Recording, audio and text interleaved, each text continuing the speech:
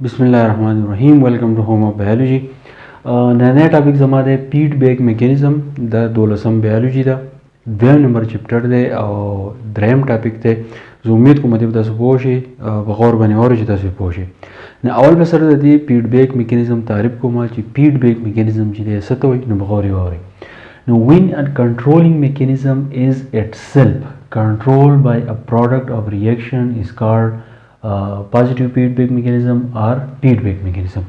د دې مطلب دا دی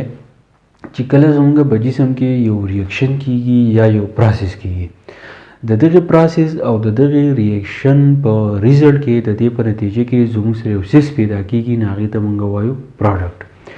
اوس چې کله دغه پروډکټ لګي دغه ریاکشن د کمې د وجې نه چې دا پروډکټ پیدا شوی دی او دغه پروسس د کمې د وجې نه چې دا پروډکټ پیدا شوی دغه پروډکټ به لګي دغه ریاکشن او دغه پروسس چې دی دا په خپله باندې کنټرول کړي نو دې ته موږ وایو فیډبیک میکانیزم یا پازیټیو فیډبیک میکانیزم ورته وایو یو پیره ته بیا ریپیټ کوم چې زموږ په جسم کې کله یو ریاکشن کیږي یا یو پروسس کیږي او د هغې د وجې نه یو پروډکټ پیدا کیږي دغه پروډکټ ولګي دغه ریاکشن یا دغه پروسس چې دی دا کنټرول کوي نو دې ته موږ وایو فیډبیک میکانیزم دا ډیفینیشن چې دی دا تاسو فیډبیک میکانیزم لپاره هم لیکلی شئ او بیا د دې درې قسمونه دي یو ته موږ پازیټیو فیډبیک میکانیزم وایو بل ته نیگیټیو فیډبیک میکانیزم وایو او د هغې نه بل چې دی هارمفول فیډبیک میکانیزم دی خو دا ډیفینیشن چې دی دا تاسو د فیډبیک میکانیزم لپاره او د پازیټیو فیډبیک میکانیزم لپاره چې دی تاسو لیکلی شئ نو په دې کې به زه د دې چې کوم ټایپ دي نو په کې اولنی ټایپ چې دی نو هغه دی نیگیټیو فیډبیک میکانیزم نیگیټیو فیډبیک میکانیزم دا اوس تاسو ته وایم د دې ټایپس واورئ چې تاسو پرې پوه شئ نو نیگیټیو فیډبیک میکانیزم موږ څه ته وایو نیگیټیو فیډبیک میکانیزم دا دی چې کله یو پروسس کیږي چې کله زموږ سره یو پروسس کیږي یا یو ریاکشن کیږي او دا پروسس یا ریاکشن لګي هغه چې دی پروډکټ پیدا کوي نو څه چلو شي د دې پروډکټ او د دې پروسس چې دی د یو بل سره نه لګي څنګه نه لګي فار ایگزامپل زموږ فرض کړئ یو باډي ده انساني جسم دی او داسې چل کوي په دې کې د واټر کمی راغی و جسم دی واټر کمی راغی واټر چې دی زموږ سره ګردې ته بلډ چې دی راورسېدو دا بلډ ولګي دا واټر چې دی دا زموږ سره فلټر کو د ګردې نه چې دی اخوا واوړېدو اوس زموږ په جسم کې چې دی د اوبو کمی راغی اوس دماغ خبر شو چې زموږ په جسم کې چې دی اوبه نشته ځکه چې بلډ سرکولیشن کوي او دا بلډ چې کله دماغ ته لاړ شي نو دماغ چې دی نو هغه اندازه لګي چې زموږ په جسم چې دی نوی څیز راننوتی دی یا یو څیز کمی پکې راغلی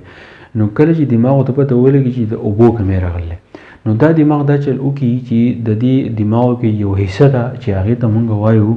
هایپوتلمس نو دې هایپوتلمس ته ووایي چې د دې د اوبو چې کوم کمی راغلی د دې لپاره تاسې چل وکړه نو دا هایپوتلمس دا کار وکړي چې دا یو قسم هارمون ریلیز کوي چې هغې ته موږ وایو ADH مخفف دی انټي ډایورټیک هارمون او هارمون په باره کې ما تاسو ته ویلو چې هارمون داسې یو څیز دی چې دا په یو څیز کې اکسایټیشن پیدا کوي یو څیز چې دی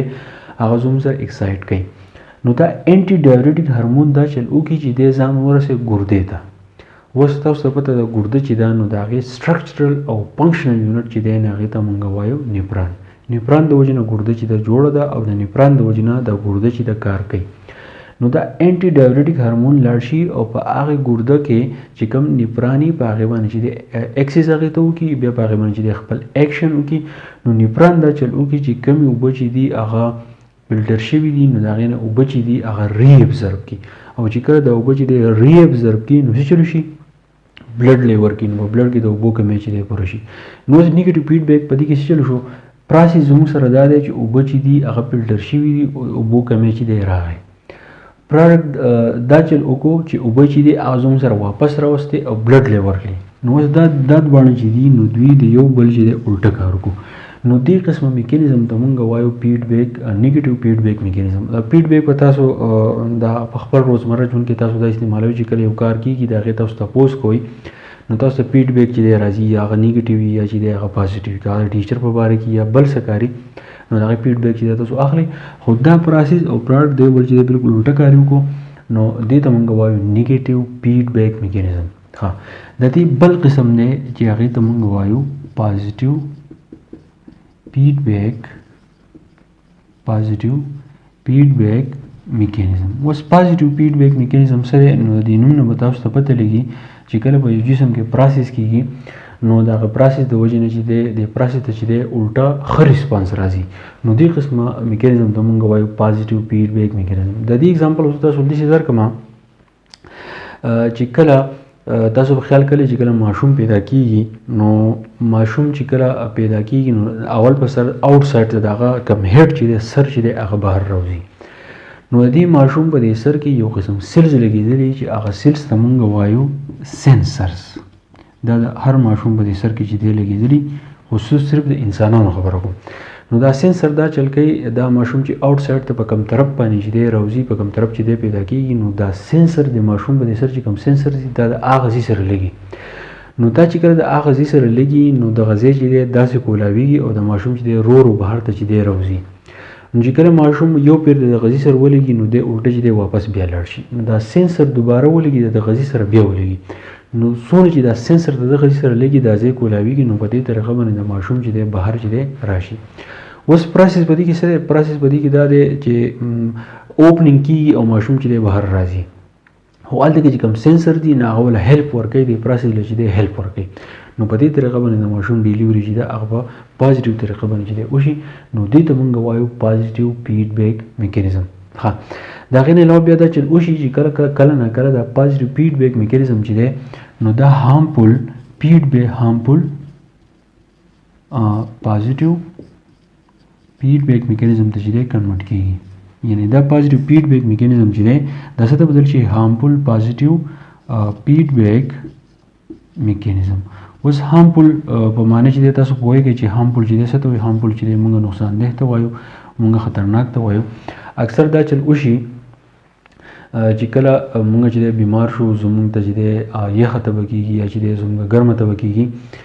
مطلب دا چې موږ ته های فیور ولګي نو چې کله انسان ته تبه راشي د مرض ولا شي نو یا خو تاسو خیال کړئ چې د لږ ډیر زیات یخ کیږي او یا د جسم نه چې دی خولې ویږي نو هارمفول پازیټیو فیډبیک میکانیزم دا دی چې دغه چې کله تبه راشي انسان ته نو د دې سره د چې کوم میټابولیک اکټیویټي د هغه سره چې ډسټرب شي. میټابولیک اکټیویټي موږ دې ته وایو چې د په سیل کې کوم ریاکشن کیږي نو دغه ریاکشن چې د هر سیل له چې د انرژي ورکوي نو د دې تبې د وجې نه دغه کوم میټابولیک اکټیویټي چې دا نو هغه چې دی بې کنټروله شي او کله نه کله دا تبه چې دا ډېر زیاته های لاړ شي که فرض کړه دا تبه زموږ سره په فارنهایټ کې نو دا 113 فارنهایټ ته چې دی دا ورسي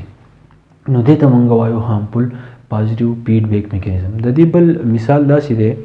چې په یو ځای کې کاربن ډای اکسایډ چې دی سیوا دی اوس موږ اکسیجن چې دی مسلسل راکاږو نو د هغې په نتیجه کې چې کوم ځای کې اکسیجن استعمالیږي نو په هغه ځای کې کاربن ډای اکسایډ چې دی زیات پیدا شي نو کله چې د کاربن ډای اکسایډ چې دی زیات پیدا کېږي نو جسم چې دی هغه به لر کوي خو چې اوس دا کس په داسې ماحول کې ناست دی چې په هغه ماحول کې کاربن ډای اکسایډ سیوا دی نو په دغه وخت کې د اکسیجن سره سره کاربن ډای اکسایډ پارټیکل چې دی جسم ته چې دی ننوځي او چې کله جسم ته چې دی ننوځي نو هلته کې په بلډ کې زموږ سره چې دی کاربن ډای اکسایډ ریشو چې د هغه سیوا شي نو د هغې سره چې دی په بلډ کې اسیډ سیوا کېږي او هغه چې دی بیا جسم ته چې دی نقصان ورکوي نو دا و فیډبیک میکانیزم په دې کې یو زموږ سره چې دی نیګیټیو فیډبیک میکانیزم دی بل چې دی پازیټیو فیډبیک میکانیزم دی او بل چې دی زموږ سره هارمفول پازیټیو فیډبیک میکانیزم دی. دا دواړه چې دی نیګیټیو فیډبیک میکانیزم او د هغې نه علاوه پازیټیو فیډبیک میکانیزم دا چې دی دا زموږ دپاره چې دی فایدهمند دي خو هارمفول پازیټیو فیډبیک میکانیزم چې دی دا اکثر چې دی زموږ ته بیماریانې لګي او زموږ جسم ته چې دی نقصان رسوي. دا ټاپک چې دی دونه اهم نه دی خو د دې چانسز په شارټ کوېسچن کې د راتلو شته د دې چې کوم ډیفینیشن دی هغه یاد کړئ او دا ټایپس چې دی دا ځان سره یاد ساتئ په پښتو به ځان پوه کې په خپل الفاظو باندې ولیکئ. دا ټاپک چې دی دونه اهم نه دی په دې به چې دی دونه زیات ټینشن چې دی نه لئ که په دې پوه شوي نو خپل فیډبیک چې دی ماله ضرور راکړئ انشاءالله په دې به چې ورپسې لیکچر چې دی د بلې ویډیو سره به ملاو شو. تھینک یو ډېر مننه.